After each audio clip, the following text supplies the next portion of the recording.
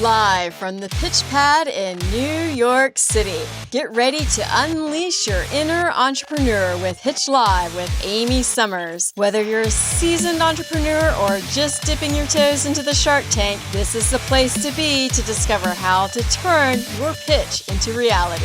Fasten your seatbelts, pitch stars, because the spotlight is on you and we are about to make success happen. Get ready for Pitch Live in 3, 2, 1. Welcome to Pitch Live. I'm your host, Amy Summers, founder and president of Pitch Publicity and a Nisi Box. I'm also a hardworking entrepreneur who is passionate about helping you reach success in any area of your life. And I know this is possible after decades of experience in perfecting the pitch and enhancing communication skills, which is why I'm here today and joined by Cameryn Junck, who is a forever and former pitch star, having interned with us at Pitch Publicity during the spring semester of 2021. Then she went on to get some more internship experience at a marketing firm before graduating from the University of Florida in 2022 with a degree in public relations, advertising, and applied communications. Cameryn then applied for the master's program. She really liked school a lot. I remember writing you that recommendation letter, Cameryn. And then she was accepted and she just completed her master's degree in mass communications and media studies. So congrats, Cameryn. Thank you. Thank you. While she was in the master's program at UF, she's also been working. Cameron's an account executive with Wynne Communications, where she works in PR and events, hosting business and medical public relations conferences in DC and New York City, bringing together A-list media with PR professionals from universities and corporations. Welcome, Cameryn. I'm so happy to see you again and to catch up with you. I am so happy to be here. Thank you so much for having me. Cameryn was one of our stellar pitch stars who consistently met all her pitching goals with every project. I went back and checked. And I'm just really excited to get tactical with you today and dissect how you make success happen, or as we call it, MSH, as you know. So let's get into it.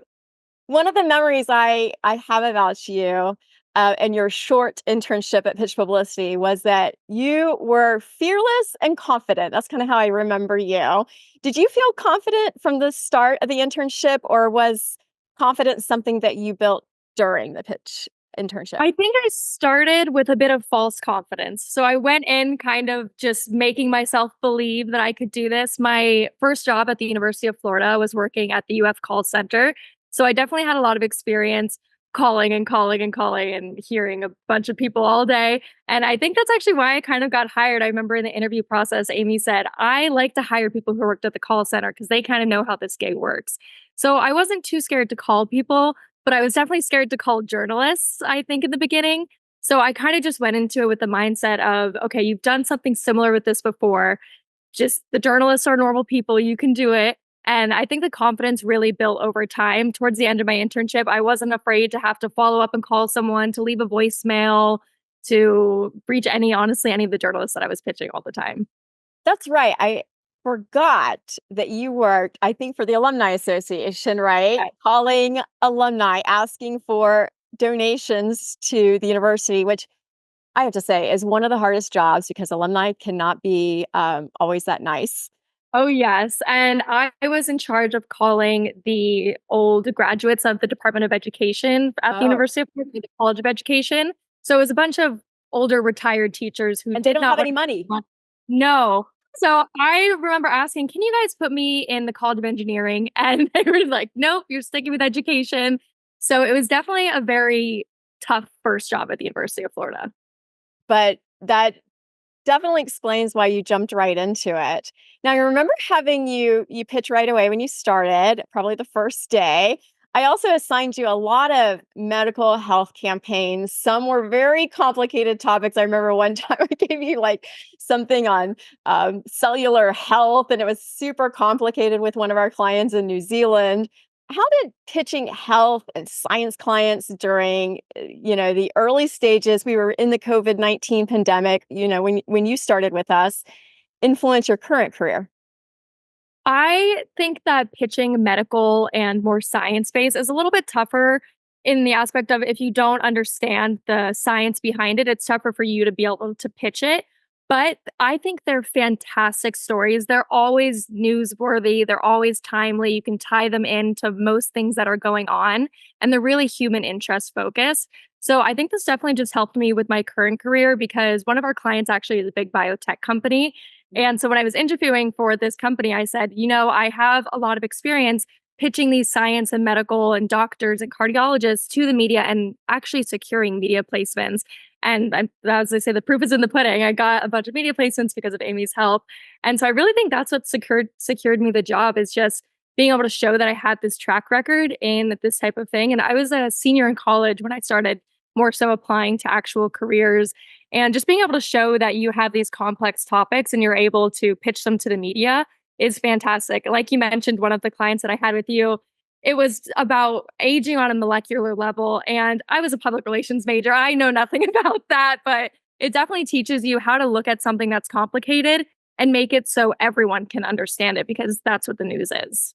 Yes, it's one of the most favorite parts of my job is like, give me the more complicated, the better. The more, the more out there the entrepreneur is, or the more, complicated the product is, give it to me. I love dissecting it and trying to make it make sense to everybody else. So I was really excited to see as I was stalking you before this interview on your current job that you are doing so much medical and health. And I was curious if that helped in the interview. So I'm glad that it did.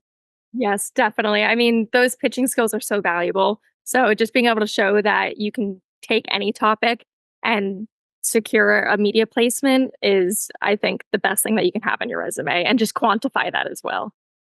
And tell me how you're using some of those skills in your current role. So some of the things that you were learning at Pitch, were they transferable to what you're doing now, and how are you using them?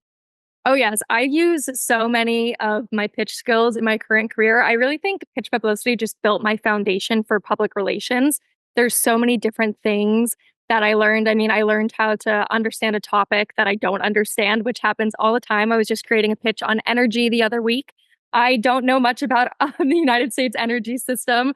So it's just, again, being able to take those topics and cater it to exactly who you're pitching, but also how that you're pitching to these journalists. I mean, so often I'll read different pitches where there's a bunch of fluff in there. And to be honest, the journalists don't want that. They just want you to get to the point, and that's a lot of what the pitches are at Pitch Publicity. They're straight to the point. They're highlighted. Here's what you need to know.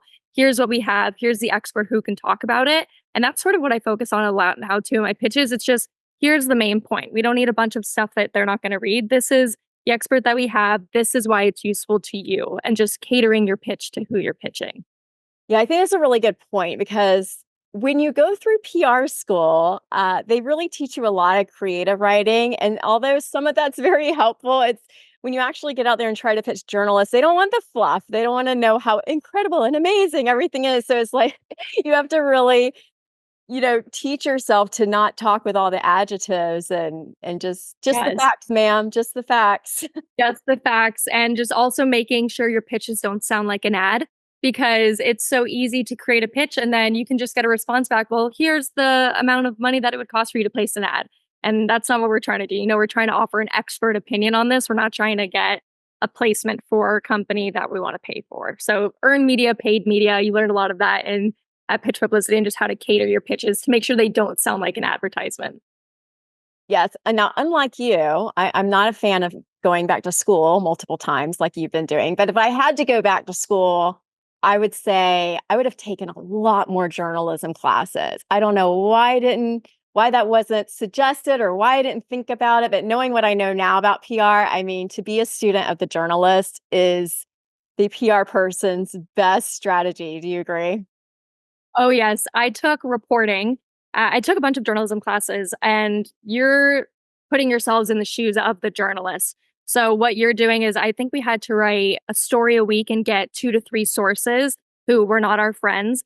And we had to craft an entire thing, a news story about this. And so I was looking for just the facts. I'm not looking for a bunch of fluff. And I'm also looking for what's standing out to me. For me, it was at the University of Florida. What's standing out to me at the University of Florida this week?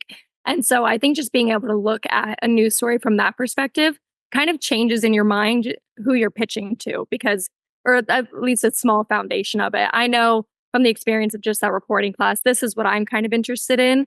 So being able to cater that to how you're pitching different journalists is really helpful as well. I think all reporting classes should be mandatory if you're a PR major. I think it might be at I think University of reporting is the only mandatory journalism class. And it's so funny Mhm. when I'm doing interviews with students, they always bring up reporting. So I think that they should also make broadcasts, journalism classes mandatory because TV is a whole nother animal on how you present your points. So I wish, besides reporting, I wish they would have gotten us into radio and, all the different aspects, all the multimedia, but I maybe, could, yeah. maybe one day. I completely agree. If I could go back to undergrad, which was not very long ago, I would take more being on air. I think that would be so much fun. We know more the behind the scenes, the writing of it, the pitching, but I think give me a microphone. I want to be on there. If I could go back and do something again differently, I think maybe I would hone in on those skills a little bit more. Here's your start, Cameron. You're on the Pitch Live. Yeah, Next, you will exactly. have yours. I know you will. Now, let's talk about the not so fun part of pitching, which is the rejection from journalists, which happens frequently. And I remember when I was mentoring you on pitching, I would always tell you, we like yeses, but we also like nos because nos, that was a definitive answer. And we could either try to overcome the objection or find out what was going on, but what we didn't like was the maybes or just the no response. How do you overcome a no from a journalist? I am left in limbo with journalists every single day of my public relations career. Getting a response is not rare, but it's a lot harder than getting no response. And I think in the beginning of my public relations career, when I was first starting out, you don't like to hear a no only because it's so discouraging. You helped craft this pitch. You really believe in your pitch, and you think that the journalist you're pitching should have this pitch and have your expert on air. So when you get a no, it's kind of a little bit soul crushing. And at my internship with Pitch Publicity, that's when I was first hearing no's from journalists. And it definitely is discouraging. But I think once you kind of take away the personal aspect of it, because it's very easy to take a no and just take it to heart. And it's like, I did something wrong, or this is a no on me. But once you kind of step away and realize that it's not a no on you, they're just not interested in the story, and you stop taking no's so personal, they don't hurt as much anymore. And that's definitely something that you taught me a lot was don't take it personal. We want to know. And you kind of not glorified a no, but you made a bad thing good. Not that it was bad, but you made a no seem like, no, this is something that we really actually do want because now we have an answer and we're not left in limbo and we're not going to keep pitching someone who's not interested. So kind of making something that's not so good feel a little bit better. Can you recall a specific example when you overcame a media objection with your pitch and secured an interview, either with pitch or with your job now? Yes, so this actually happened last year and a little bit into this year. I was pitching, it was a heart-based story, and World Heart Day was on September 29th of 2023 last year. And so I had this perfect pitch. I had a patient who would make for a fantastic story, and I was pitching a ABC7 over in Sacramento in the Bay Area. And I thought it was a fantastic pitch. I sent it to the producer, and he's pretty good. I've pitched him a few times about getting back and just saying, not interested, try again next time.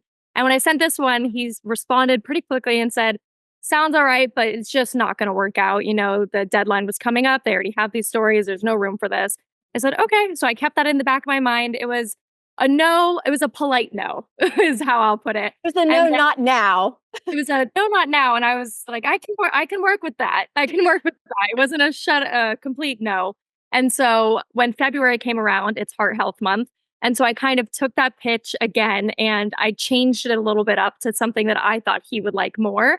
And I represented the story on the same email chain so he can see that he did turn me down before.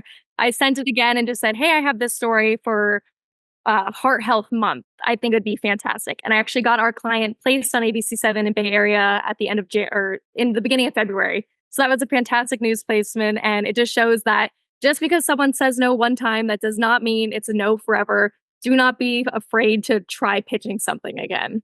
That's amazing. And you had 30, maybe 28 days in February that he could pick from. So instead of aiming for that one heart day, you had a whole Which month. give him a little more flexibility. I know February is honestly one of my favorite months. That's how it was too with pitch. I had a cardiologist who I was pitching a lot. So February was like our bread and butter. So when February comes around now, I'm like, it's Heart Health Month. What stories do I have I can present to the media? you didn't just have a cardiologist you pitched at Pitch. You had an iconic Cameron pitched Dr. Steven Sinatra, who passed away a couple years ago, but you got to pitch him. That's amazing. He was fantastic. And the pitch that you created for Dr. Steven Sinatra was just amazing. It played on every level that you want for a pitch. So he was a fun client. I'm sorry to hear that he did pass away. I saw that, but he was a fantastic client. Yeah, I remember when he was getting, the reason why he wasn't doing TV before the pandemic was he didn't want to travel because he was very firm on like travel ages you and travel's bad for your health. And so during the pandemic, we were able to revive him at Pitch Publicity, and Cameron was one of the ones out front pitching him. And he was helping everybody understand what was going on during COVID. And we had a lot. I mean, I think every single journalist like absolutely loved him. Yeah, he was the ideal expert that you can have. I'm so glad you got that experience with him. Now, Mhm. during your internship with me, you worked remotely. Of course, we're 100% remote. And then I remember after interning one semester, you were eager to get some different experience, specifically in marketing. I was a little crushed because I'm like, she's already leaving me, but you were bound and determined. You were just one of those students. And I was sad to see you leave, but it was great that you got to get some marketing experience too. I believe that was in an office as well, right? Yeah, so it was supposed to be in an office, and then, of course, the COVID, we weren't sure what was going on, so I thought I was going in the office, and then they were like, "Never mind, actually, you're Oh, gonna" I didn't know that. Yeah, so they changed it. I was like, Because I "Okay." remember you telling me, "I really wanna go in an office." I'm like, And I "Okay, did, I I really wanted to, and I thought I was. And then they were like, "Here's your computer." I was like, "Oh, never okay, mind." never mind." It was peak COVID. I entered the workforce 2020, 2021, 2022, so no one was in an office at this point. What did you learn about remote work that helped you land the job that you're in today? Because I think you're still working remote, right? Yes, I mean, again, I entered the workforce remote, so this is kind of a lot of what I know, but I really do love it. It gives me a lot of flexibility just in terms of my schedule and where I want to work from. I have family kind of spread out all over the place, so not having to go into an office all day every day has actually been really fantastic. I did think I wanted that experience. That's what I thought I was getting that summer. I was going to go out to California and work for this company in an office, and then COVID, of course, took things for a different turn. But it was also just the difference of not only work from home and work in an office, but small company versus large company. Pitch is a very small company. And then I went from there, I went to a massive company that's very bureaucratic. And then from there, I went to another small company. So it's just really been fun kind of experiencing different work environments and seeing how the culture kind of changes and also seeing how much more experience you get hands on in a small agency. And I remember you nailed that into my head. You would say, listen, you're going to get a lot of experience here. And I believed it, of course, but this was my first internship, so I didn't know anything else. And then when I went into my second internship, that was for a massive company, you're really limited with what you can do. I mean, everyone has a job, there's a system of what you have to do and what you can't do. It's much more bureaucratic in that sense of you can't just go do what you want and have as much freedom in terms of what you're pitching and how you're working. And then just seeing the contrast from small company to large company is really so interesting. And you get so much hands-on experience. And I don't think I realized that at the time working for Pitch Publicity. I love being everyone's first date. I feel like I'm everyone's first date and they don't know anything better about any other internships and then they leave me. And sometimes You're I like, come back. like that was really great. I actually had a lot of fun on that date. Well, I'm actually glad that you brought up large versus small because it does seem, we have a lot of students that watch this podcast. It does seem like a lot of students are kind of angling for those like big agencies and wanting to go work at the big companies. And I know that your experience is still new and fresh. So can you just share a little bit about what the differences were, positive and negative, of working for a large versus a smaller that you've just experienced on your own? Yes, definitely. When I was an undergraduate at the University of Florida, I had the same aspirations. I wanted to go work for one of the big, we all know them, the big public relations companies. This was my goal. I was going to go work for them. We learned about them all in class. They work on so many fantastic campaigns and have really amazing clients. This was my dream. I was thinking I'm going to go work for one of these large agencies. And then I started with Pitch Publicity, and you just get so much more experience and in different assets and facets of the company when you're working for a small agency. Because again, when you're in a big agency, there's so many perks. I mean, there's so many people working at the agency that you can talk to. You're working on a bunch of different clients, all in different industries. But also, it's not like you can just go from team to team to team to team and work on a bunch of these clients. Also, in the beginning, you're not really the one creating the pitches and actually pitching the journalists because there's 10 other people on your team. So, working for a smaller agency, I think is definitely much more so up my alley. Just because, I mean, working with you, I don't know how many clients at a time, let's say three, four, and you would help me craft the pitches. And then on top of that, you'd also help me think of the questions that we're doing. And then I would have the emails and I would have the media list. And you really just get to see the process from the start to the beginning. And then also just have a lot more communication in terms of these are your clients and you have maybe one other intern helping you with this or working on a different media list. But what do you see and how are you doing this and how are you approaching this? And it's just crazy seeing the difference from big corporations to small corporations because you would think you have a lot more freedom, I think, at a bigger corporation since there's way more people and there's more people to do things. And at a smaller one, there's more pressure.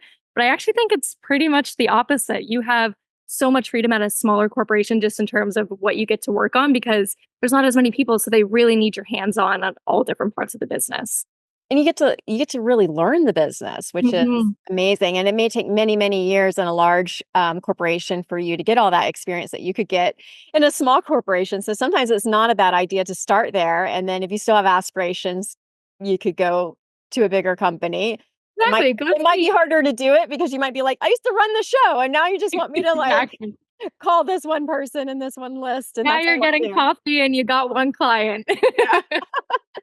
Well, tell me a little bit about your job. It looks really awesome to me because I'm always into medical and health. But what is it like? I know you do events. Um, I know you've been to New York and you've not called me. So Cameron and I have still not met in person, actually, which is unbelievable.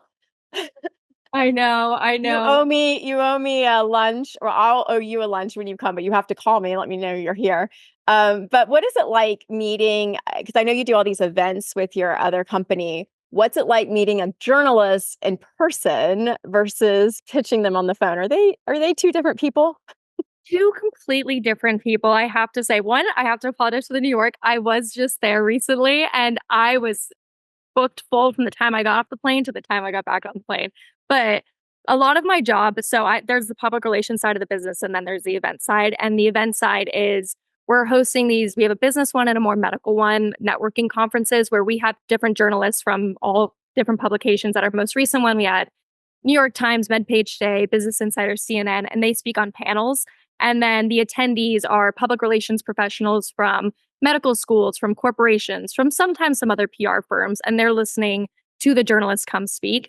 And just meeting the journalists in person is a completely different experience. I think they seem pretty scary over email. There's a lot of periods, there's a lot of no hellos, just Cameron hyphen. And it can be really intimidating. And then I meet some of these. I met every single reporter that comes to our conference in person, and they are so friendly. Every single reporter is so kind. At least they have been to me.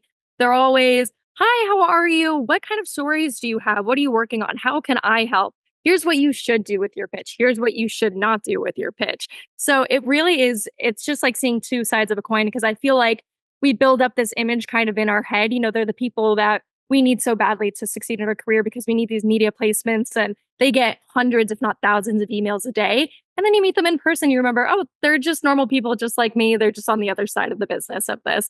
And so it kind of reminds me when I meet everyone that they're normal people too. They have a job that they're doing. If they don't answer your email, it's not because they're being mean. It's because they have hundreds of emails every day from people just like me who are trying to pitch them.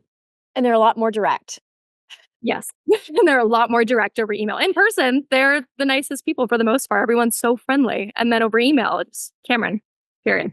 I know. It's funny that you say that because I think part of the reason why I'm so direct is because I've studied media so long and in communicating to them, I'm direct. They're direct back to me. But then when I shift to talking to clients, I have to remember, okay, wait a minute.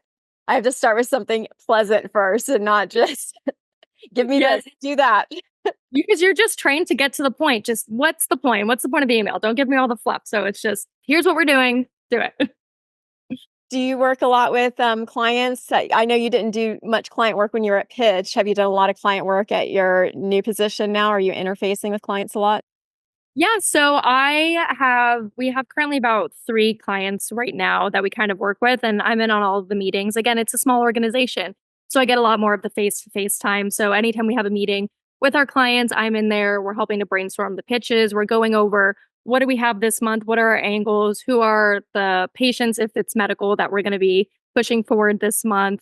Who are we pitching to? So it's definitely very interesting just to sit in and on those meetings and feel so much older just being in with all these people. They're the directors of XYZ and the head people of X, Y, and Z. So it's really fun just kind of sitting in them and learning all about what they're doing. And again, they work for bigger companies. So seeing the difference of how they have to navigate their company and then how we have to help them navigate it as well. Are you finding that you like media relations or client relations better? Do you lean a certain way of what you're more comfortable with? I don't know if I necessarily I mean, media relations is much more so just a personal thing with me and my computer. So I'm on different platforms all the time looking for journalists, creating it, pitching them. I think that's more individualized when as we're working with a client, it's much more so just brainstorming in that time. But also I think media relations takes up a lot more of my time throughout the work week. I mean, the our clients are so busy, jam-packed with meetings that we're lucky to get in 30 minutes. Most weeks they're probably canceled because they're like, I'm so sorry, I have to hop in another meeting. So I think I like media relations a little bit more just because it's just me and it's me focusing on my job and like what my goals are. And I have to say this, just to go back to the small versus large company too. When I was preparing for this podcast with Cameron, I went to your company's website that you work at now, and I'm scrolling through. And let me just tell you, you don't normally see this. Okay. Cameron's kind of new in her career. If she was working at a very large agency right now, she probably wouldn't even be on the website. And I'm scrolling through, and there's Cameron, like you're right at the top, right next to the owner of the company. And I was like, whoa, like, look at that. And he looks like Yes. he's a pretty cool boss to work for too. Yes, he's very cool. He reminds me a lot of you. You guys are very passionate about your careers, and you also just really value helping the younger generations of public relations professionals. You don't mind guiding us and helping us and telling us this needs a little bit of help.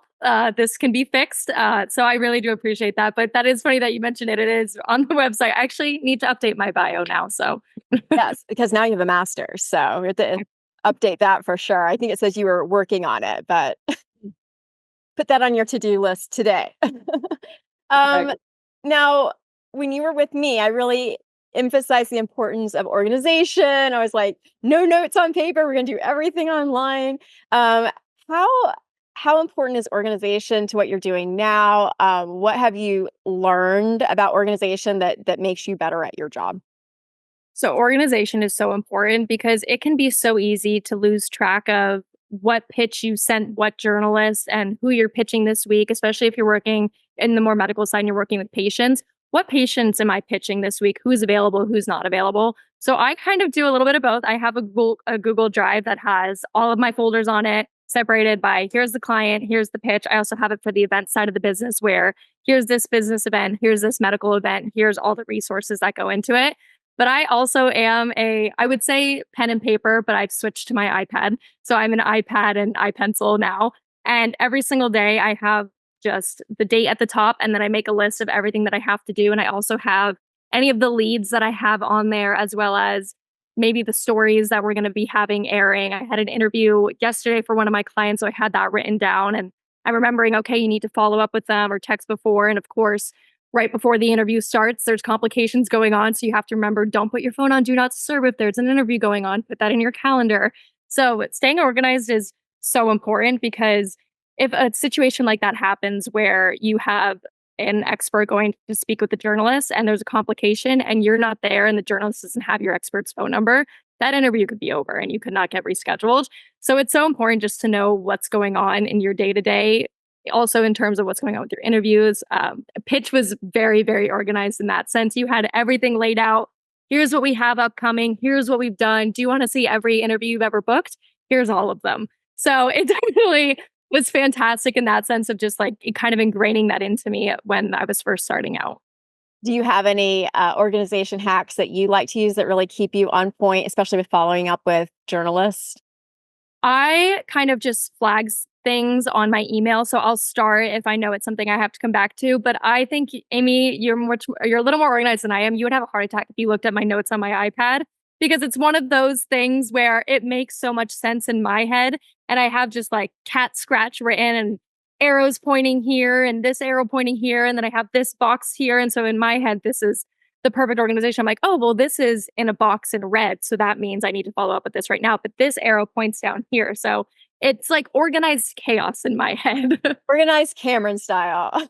Yes, I think if I had to give it to anyone else, they'd say, "What's the priority here?" And I would be like, "Well, obviously, it's what's in the box." Yeah, not to be morbid, but I organize everybody in a way that like, okay, if you drop out tomorrow or if you're You're gone, a fine. car hits you, I need to know what's going on and who to follow up with. So it better make sense to me. No, and it was perfect because, I mean, even then, you had us with every single reporter that we were pitching. How many times did we pitch them? Did you pitch them yesterday? So I was able to go back so many times and say, "Did I pitch this person? Oh, yeah, I've actually pitched them 3 times," or, Yeah. "I didn't pitch that person. What happened?" Yeah. So that was fantastic. I will say that was a big You can gauge your annoying level. Like, how yes. annoying am I being? Am I being Is it too just aggressive? fun? Yeah. I like that. Well, despite our brief time together during your internship, I really feel a strong connection with you because I was intentional about being a mentor to you. How did the mentorship aspect of your internship at Pitch Publicity shape you as a professional? Did that make a difference? It made so much of a difference. I mean, again, Pitch Publicity, it's so rare to find an organization that is so willing to accept these young professionals and really just guide them from the start up. I entered this, I had no experience in the pitching world. And day one, you sat down, here's what's going to happen, here's what you need to do. Here's every XYZ. Here's how we become better. And it was just a constant learning process. It was definitely stressful at times. You're dealing with these high level clients and you're pitching high level journalists and you get no's or you get a response that you definitely don't want to hear or someone was mean to you and you just really valued teaching younger professionals and I think that's so important. So I would honestly recommend to anyone start out at a smaller agency. You get so much more hands-on experience and you really just help to guide. I tell everyone when they're starting out in a public relations agency or starting out looking for careers, I say start with a small agency because you're going to get so much more hands-on experience and actually get to pitch journalists. And on top of that, I mean, Amy, you're just a great mentor. You're so good about teaching and making sure that the students that you're teaching kind of understand why things happen or everything like that. And like you said, sometimes it can come off as a little more harsh, but it's not that you're trying to be harsh. It's just you're trying to make us into the better professionals that we are. So I remember in some of my emails, I would say to journalists, "Hi, Amy, I'm just following up." And I would send it to you beforehand and you would say, "Cameron, do not say you're just following up. That is very obvious. They know you're following up. You're emailing them." And to this day, I have that in the back of my head when I go to email anyone and I tell it to people now when they say, "I'm following up." And I say, they know you're following up, you're emailing them. Or the word just, you always said, like, don't have the word just in there. So whenever I type it out, I delete. And so there's so many things like that where it's just a constant learning experience. And so much of it has just stuck with me. And that I do it day to day now too when I'm pitching or I'm just following up with someone. I delete, delete, delete. Well, I'm so glad to hear that and I'm glad that you brought up the teaching aspect of it because I have to tell you, it's so tempting to just jump in and help your younger professionals do it by just doing it for them. And I try so hard not to jump in and rescue because then you don't learn. So just a message out there to all the business professionals that are managing people. It is hard, but you want the younger professionals to make their own mistakes and to recover from them and kind of be there as a guide and not do everything because I think that that's really how you pick it up and learn it. I mean, it's stuck in your head, right? Definitely. And I think it can be so easy. I'm not on the business end really of the hiring aspect, but it can be so easy to hire an individual who has experience and who knows how to pitch media and who has pitched media before. But when you get someone who's never done this before, it's such a different thing. And you kind of get to not make them into who you want, but you turn them into pitch stars. You turn them into what works best for your company and how this works. And this is what we're going to do. And this is how we're going to do it.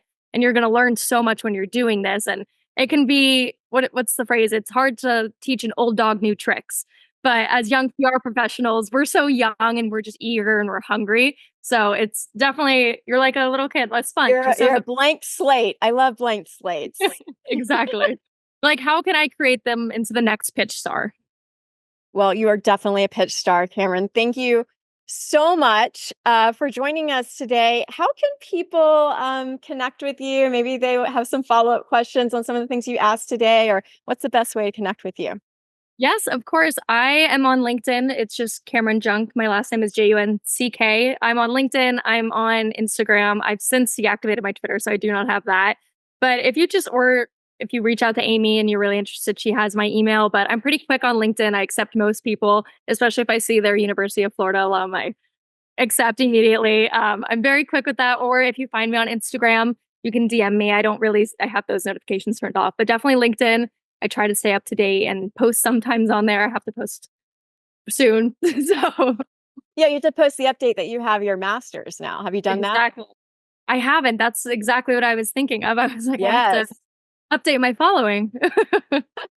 Well, I know that you have inspired so many people in your career journey and that you'll continue to do so because you're just getting started. So I see big things in Cameryn's future. I want to encourage everyone to share this episode so we can get more people exposed and inspired by Cameryn's journey and everything that she's doing. Be sure to connect with her on LinkedIn, as she mentioned.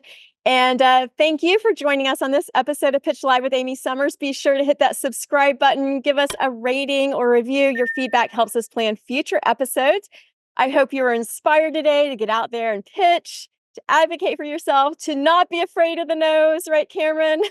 Do not be afraid. They will Yeah. come. Yeah, and make success happen. As a bonus, join us at inisivox.com where you can get motivated, hone your communication skills, and binge as much mentorship as you want whenever you need it. The link is going to be in the show notes, along with all of my social media handles and Cameryn's. So let's keep moving forward and MSA. Until next time, thanks, Cameryn. Thank you. Bye.